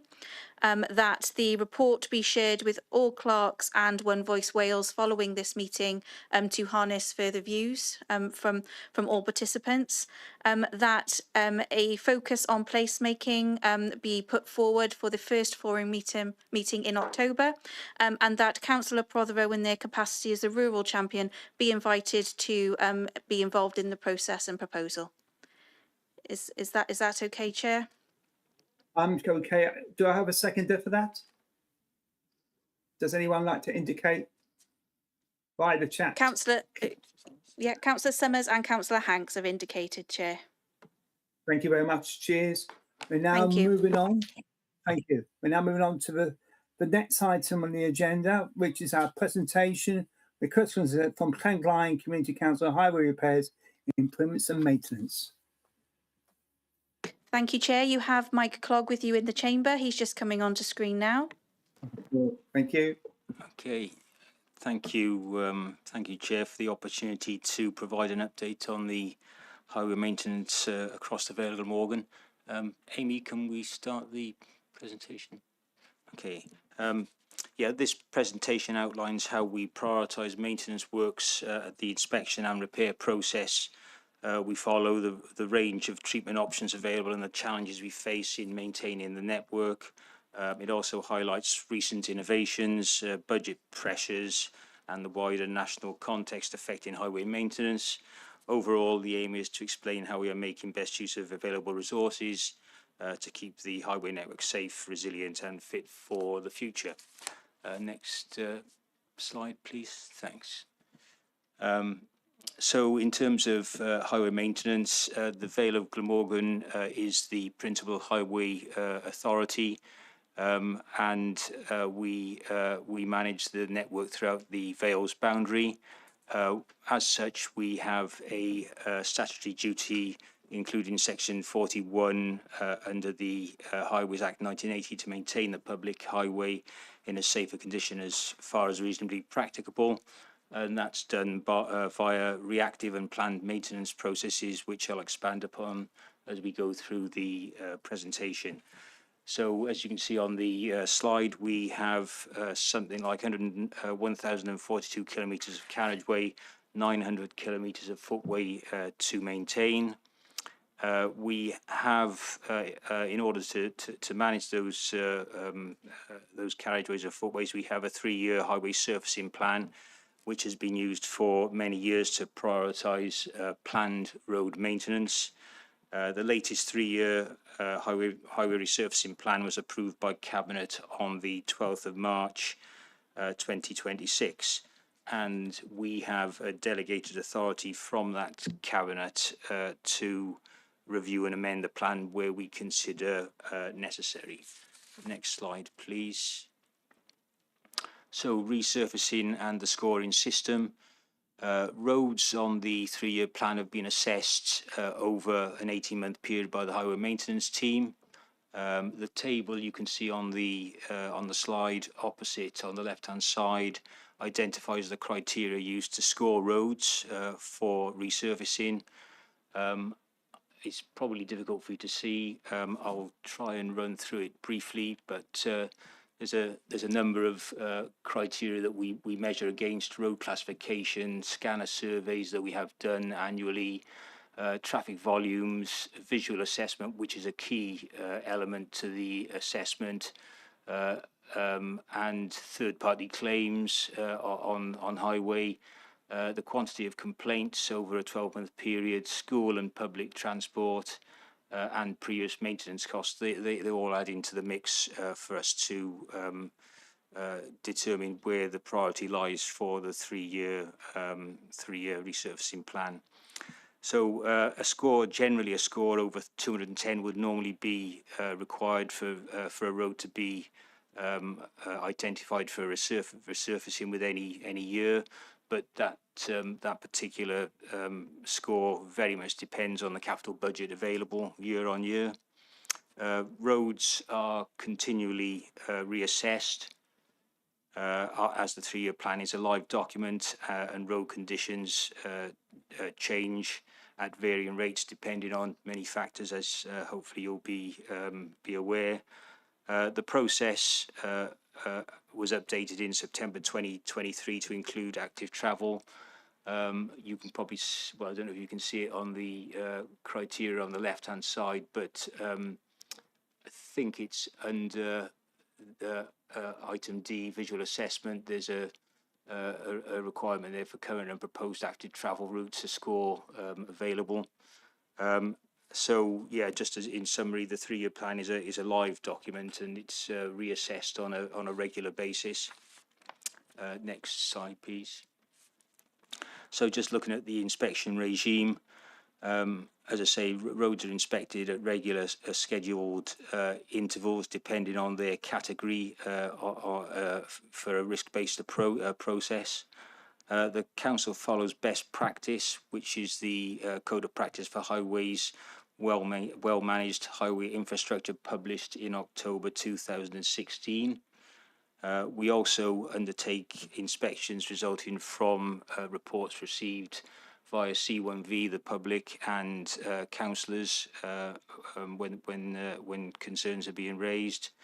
Defects are digitally recorded, assessed, and prioritised based on risk, i.e. higher risk category 1 faults or defects are classed as an urgent repair and undertaken normally within 24 hours or earlier. The approach tries to ensure a consistent, transparent and defensible process for managing defects and maintaining the public safety. And the Council's Highway Maintenance Manual is published on the website for further information. It should be recognised that there's obviously seasonal during a seasonal period standards are affected, and those represent quite challenging periods, and we do our best to maintain the processes we have in place, but it can be difficult on some occasions. Next slide, thanks. So just to look at treatments and carriageway resurfacing, we've got treatments. This is classed as a planned maintenance, the carriageway resurfacing, and involves planing out of the existing surface generally to a depth of about 40 mil or the wearing course of the road. Where necessary, lower road layers where identified as defective are replaced or repaired if that's necessary. And then the process is to renew the road surface, i.e. provide a new asphalt surface laid to replace the existing layer. This is probably the most expensive option, but probably a long-lasting and robust solution to maintaining the highway. Next slide, please. So another treatment, surface dressing, this is a preventative treatment and perhaps more cost-effective than full resurfacing to prolong the life of a road surface. It seals the existing surface to prevent water ingress. It's carbon effective as it reduces waste from full resurfacing, provides instant texture and skid resistance, and extends the life of existing surfaces. Generally, it can extend the life between 5 to 10 years, or sometimes even higher, as high as 15 years, depending on traffic conditions using any specific road. So next slide, please. So just to look at some treatments specifically, we use an ulti-thin treatment, which has replaced microasphalt treatment, and that comprises a 20 mil polymer modified binder, successfully trialled in Cardiff and adopted by the Vale of Glamorgan. This achieves a better finish than microasphalt, which is a semi-liquid slurry susceptible to wet weather. And the microasphalt has a poor visual appearance as well, and it's a very messy operation. We would generally get, or we have in the past had, many complaints from residents regarding that process. So it's a positive step to move away from it to a different type of treatment. It's used for lower scoring roads, to address any defects or to maintain the standards on those roads. The council allocates around 200k for preventative treatments such as this from our capital monies each year. And again, this sort of treatment has a lower carbon and reduced waste positive impacts. Next slide, please. So new surface treatment trials, we use, or we are looking at a system called BioPave in conjunction with a company called Mars Macadam. That's been trialled in Scoma Road in Barry, uses Welsh steel slag material within the surface materials. There's a 5-year guarantee provided. The initiative saved some 266 tonnes of virgin aggregate when trialled in Scoma Road, and 13 tonnes of CO2 saving over a traditional surface course resurfacing treatment. Next slide, thanks. So partners and benchmarking. Resurfacing works are undertaken by Tarmac. That's the planned maintenance on the 3-year plan, i.e. resurfacing works. We have maintenance services provided by Centigrade. That's reactive maintenance, repairing potholes and other defects. Surface dressing works are undertaken by another company, RMS, Road Maintenance Services Limited. And all those contractors are appointed via robust competitive tendering processes or frameworks, and that's assisted by procurement specialists, Ardell, that we use generally within the Vale to assist with all our tender processes. Engineering support and supervision is provided in-house by our higher maintenance technical team. These contracts generally provide financial efficiency and are advantageous ways of working and reduce the need for the council to invest in high cost equipment and its maintenance. We do have some benchmarking via APSI, and that's undertaken nationally. Next slide, please. So budget and challenges. The average annual capital investment is 2.2 million. We have had over last year and this current financial year, we've had LGBI funding. That's provided an additional support of 4.6 million, but it is effectively a temporary solution to finding the appropriate capital to undertake repairs and resurfacing works. So it's not necessarily repair works. It's for planned maintenance, i.e. resurfacing and surface dressing treatments, which I've explained earlier. Maintenance budget has increased by almost circa 1 million. That's a new pressure. There remains a budget cap between investment and true deterioration. Priority is managing ongoing decline driven by historic underinvestment, increased traffic and loading, utility company interventions, climate change related impacts and network growth. And in terms of the national context, the lack of investment is not unique to the Vale or even within Wales. The annual Asphalt Industry Alliance report that we receive highlights this as a UK-wide issue.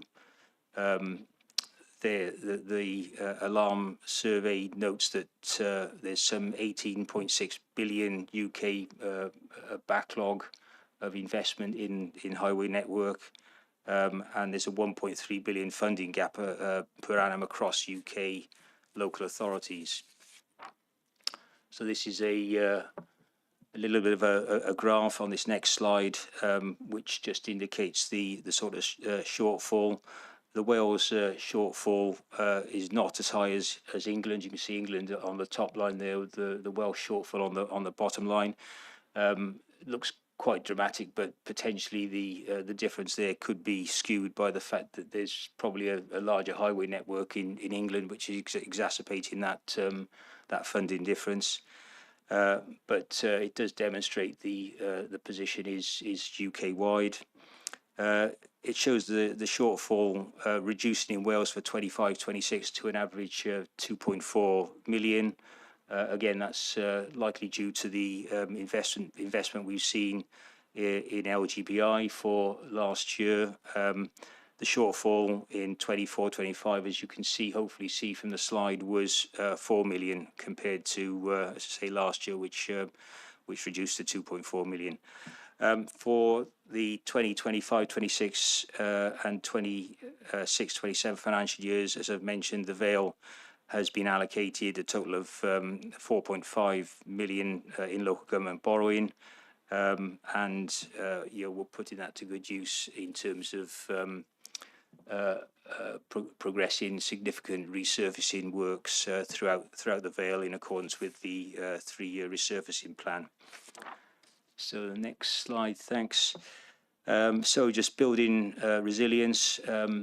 Alternative repair trials are ongoing. Just a note there that we're having trials on something called Road Mender. We've undertaken that in Wenvo using recycled tyres. It's a hot applied wet process with a rubber modified mastic, and we'll monitor the process on the progress on that. We're also looking at responsive plugging being assessed for winter 26-27 using a cold lay asphalt. We're in the process of developing a new highways asset management plan that is hopefully going to be complete by the end of the calendar year. And there's a campaign for further investment going on nationally in relation, and that's in conjunction with the County Surveyors Society and the Welsh Local Government Association. We're also exploring trials with low carbon and more efficient methods, other more efficient methods ongoing. And thank you, Chair. That's the end of the presentation. Hopefully it was helpful. Happy to address any queries or questions that may be come forward. Yeah, thank you very much, Mike, for that presentation. Very succinct, given the complexity of the issues that we do face in this area. And as I know all too well myself, what a challenging area it can be.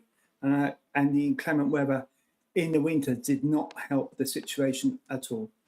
Councillor Anne Asprey first, then Councillor Malcolm Phillips afterwards.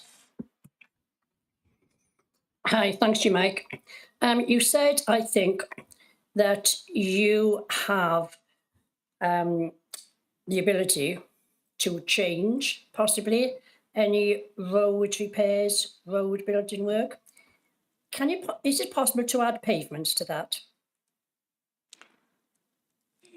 Yes, we look at footways. We do allocate part of the capital budget to repairing footways. That's part of the process. And yeah, if there's any particular footways you want us to take a look at, then I can make a note of that, and we can do so. If I email you some photographs, that'd be great. Thank you. Yeah, thank you.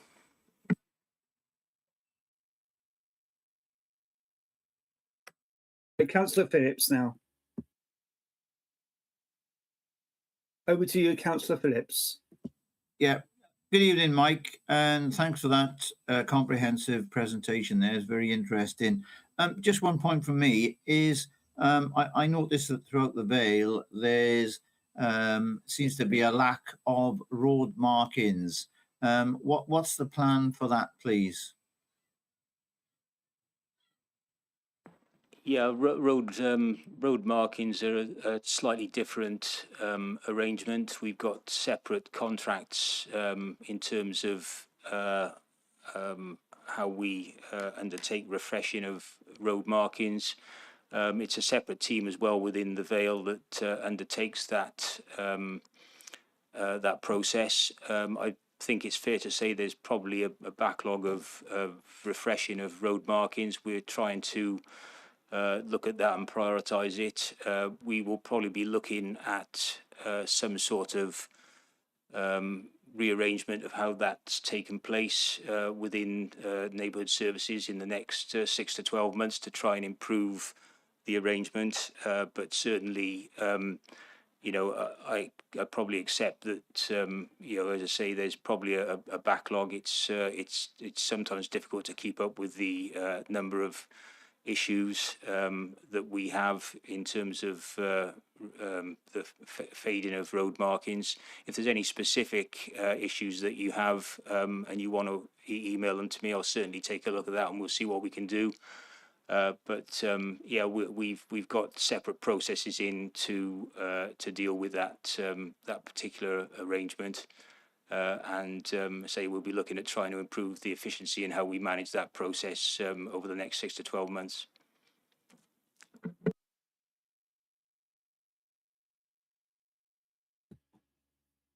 Thank you. As anyone else wants to say anything? Councillor Summers is indicating from the Chamber Chair. Thank you, Councillor Summers. Thank you, Chair.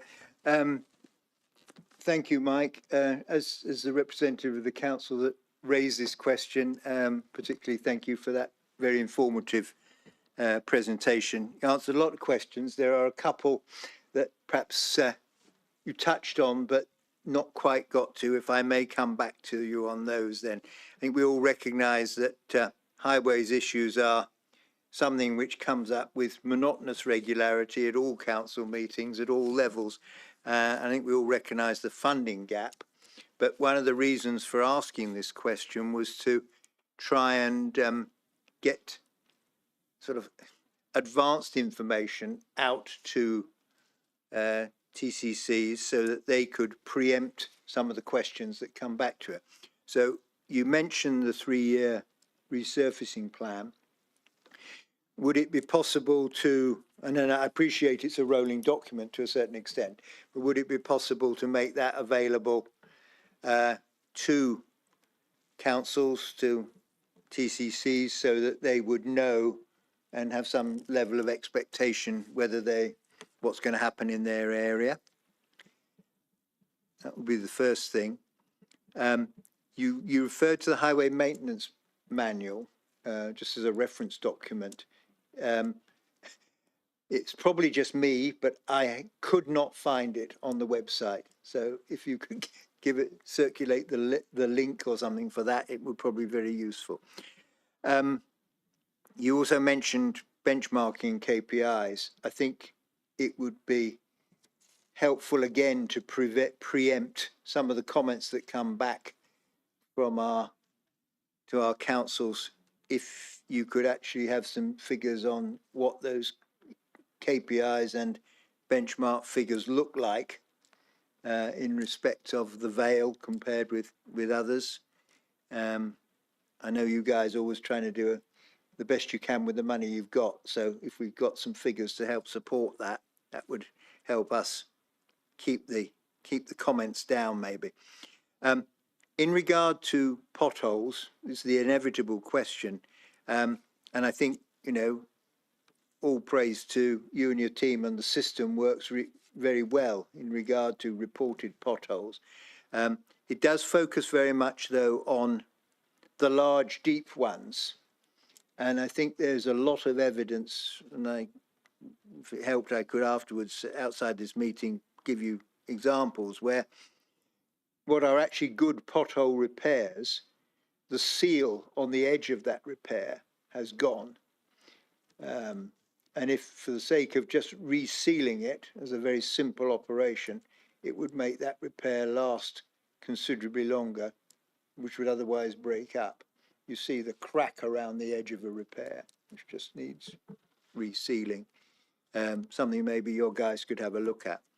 And also the ongoing saga of repairing. There's 4 or 5 potholes in one area, but only one gets done each trip. Doesn't seem to be the most efficient way of doing it. And I know from personal experience with other councils, they tend to take a slightly different approach, whereas if there's a number of potholes, they would strip that whole strip out and resurface it. I wonder whether there's any work that your team have done to actually look at the relative economics of that to ensure that we are getting the best response and the best value when you do go out and respond to a pothole request, and you don't end up with too many second visits. And thirdly, you didn't mention it particularly in your response, but I know you have been trialling new equipment in some areas of the Vale to speed up repairs. How successful are those trials being, and what do you expect to see happen going forward with that? Sorry, there's a long list there, but thank you. Okay, thank you, Councillor Summers. I'll try and address all of those. Firstly, the 3-year plan. I think, as I mentioned in the presentation, that was approved by Cabinet on the 12th of March 2026. So the 3-year plan would be available within the Cabinet report. But on the basis that it can change, as I've explained within the presentation. I'll take that back, and we'll consider whether it's feasible to put that 3-year plan on the website and keep it updated. But as I say, the basic report is available on within the Cabinet report for the 12th of March 2026. The Highway Maintenance Manual, sorry if you haven't been able to locate that. I will ensure that there's a link sent round so that you can locate that. The benchmarking figures, yeah, we've got quite a comprehensive list of benchmarking from APSI.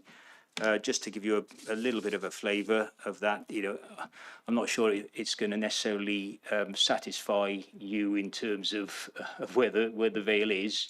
I've got three bits of information. We are above average in terms of the condition of principal roads and non-principal roads in England and Wales. We're below average on the total investment expenditure carried out by on the network by length, and we're about on par with the percentage of faults, potholes rectified within a target time. I'll take that back, and we'll think about how we can provide more information regarding our benchmarking. Whether we can publish something on the website, or whether we can distribute the APSI report. Yeah, if I may, Chair, just to offer that obviously any information that we can share with members of the committee, Mike's welcome to share with myself, and I can disseminate that as appropriate. That's fine. Phil, if you could turn your mic off a second, please, Phil. Thank you. Okay, thanks, Amy. I'll go back and have a look at that, and we'll see what information we have that we can share regarding benchmarking. Regarding potholes and the seal on the edge, it's very difficult for me to comment regarding a specific issue. The only thing I can say is that We have specific intervention levels that we deal with when we're looking at whether a pothole is repaired or not. Those are set out in our highway maintenance manual, so you'll be able to see what those are once I provide the link. But effectively, it's 40 mil depth for carriageway, 20 mil depth for footway. Having said that, we've got an experienced group of highway inspectors. They will take a pragmatic view of any defects that they come across on the highway during their regular scheduled inspections, and they will make the decisions which they feel are appropriate in terms of dealing with any defect in highway which is identified. So unfortunately, it's difficult for me to give a particular statement on what you're saying in terms of sealing an edge. If a defect, if there is an edge defect to a repair, then we do check repairs that have been carried out, and if a repair is defective, then I would expect our contractor to make that good under the contract that we have. Sorry. It's not so much that it's a defective repair. The repair was probably very good. Phil, can you go through the chair, please? Sorry, Thank Chair. you, Phil. Sorry, Chair. No, just to pick up on that point, just to clarify, if I may, it's not we say. I think the repairs that are generally done very well. It's just that to make best use of the life of those repairs, sometimes perhaps the rigid criteria in terms of what repairs are then subsequently acted on might be worth looking at. Let's leave it at that. Thank you. Okay, well, I'll certainly speak to the highway maintenance manager regarding repairs, but as I say, we've got an experienced group of inspectors, and they take a pragmatic view of repairs. And if they, if they feel that a repair is warranted, then they will certainly raise that as a specific order. In terms of your 4 or 5 potholes in one area, difficult really to respond to that. I would like to think that, again, our experienced inspectors would take a pragmatic view. Not sure of where the evidence lies in terms of that being a specific problem. I'm sure that there have been occurrences where perhaps that's occurred. I hope that's not happening too often. But again, I'll take that back to the highway maintenance manager, and perhaps we'll have a look at getting the inspectors together and perhaps running through expectations to ensure that we've got the best practice moving forward. And then just to come on to new equipment or new technologies, and just to perhaps run, I mentioned a few through the presentation, but just to pick up on a couple briefly towards the end. I mentioned the BioPave, which is a grouted macadam. BioPave is a trademark product. It's a unique surfacing system designed to significantly reduce the environmental impact of road construction and maintenance by capturing carbon within the road surface. It's laid in a similar manner to other surfaces, i.e. 40 mil plane and resurface. Road mender, that's something we're looking at. It's a self-contained towable unit costing about 40k. Uses a specialised rubber modified mastic asphalt called elastomech, and it uses recycled tyre granules. That eliminates the need for traditional saw cutting and excavation, reduces cost by about 30%. We're probably looking to write that into the next contract that we have with our term contractor for highway maintenance repairs, given the positive nature that we've had on feedback on that one already. We're looking at responsive plug-in, which is something for the winter period. Is generally using a premixed cold lay asphalt with modified bitumen binders. It's designed for first-time repairs, which allows quick patching of potholes and cracks, and it doesn't need hot box heating equipment. It allows a faster response and hopefully better manage potholes and defects to the winter period, which can be extremely challenging given some of the weather. The cold weather and a lot of rainfall does exacerbate and cause deterioration of the roads to increase. So it's a very challenging period. One thing I didn't mention was JCB Pothole Pro, which is probably on everyone's mind. I think it's probably been in the media quite a bit. That requires quite a significant investment in equipment. Although I believe our term contractor has acquired that equipment and they are using it. It assists with cutting edges, planing and sweeping ready for a new surface or pothole repair. It still requires gangs to hand lay the bitumen material. It effectively does offer a good time saving over traditional methods. There's no doubt about that. So it's you could say it's cost effective.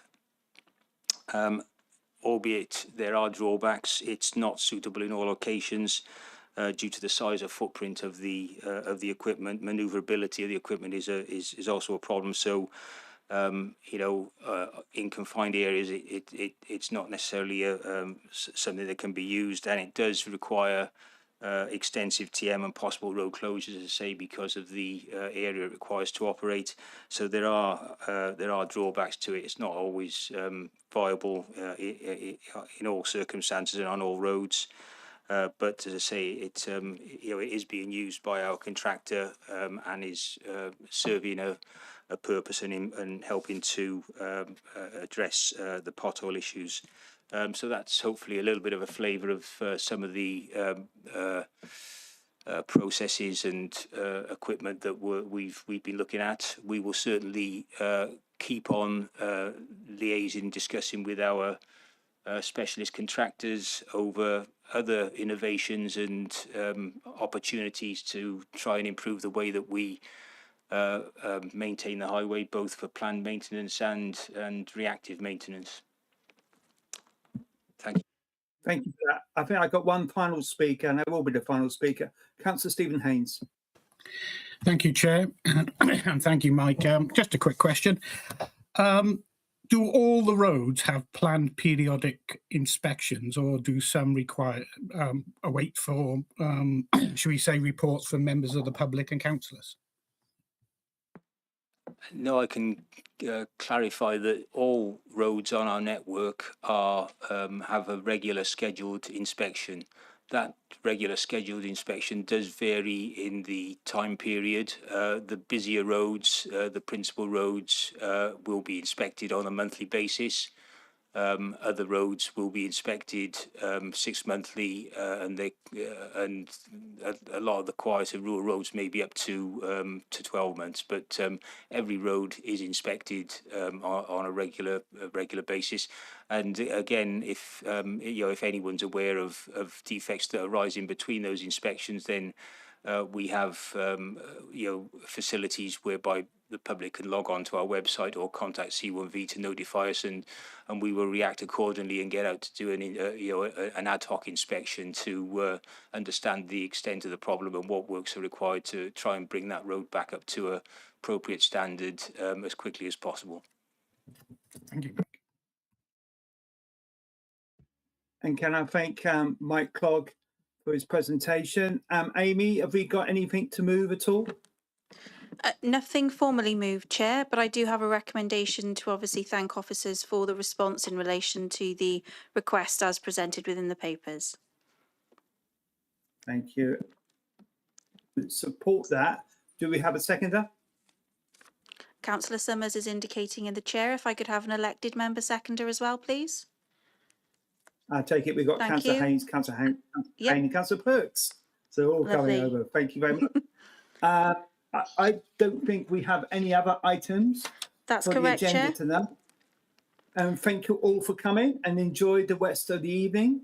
And thank you all. And our next meetings are in October. We got 2, haven't we? Because we got the 4 meeting as well. That's correct, Chair, yes. So the next formal committee meeting will be the 15th, and we'll send out advice with regards to the specific date for the forum. Thank you very much. Good night all. Thank you, Take care. Chair. Bye-bye. Thank you. Bye-bye.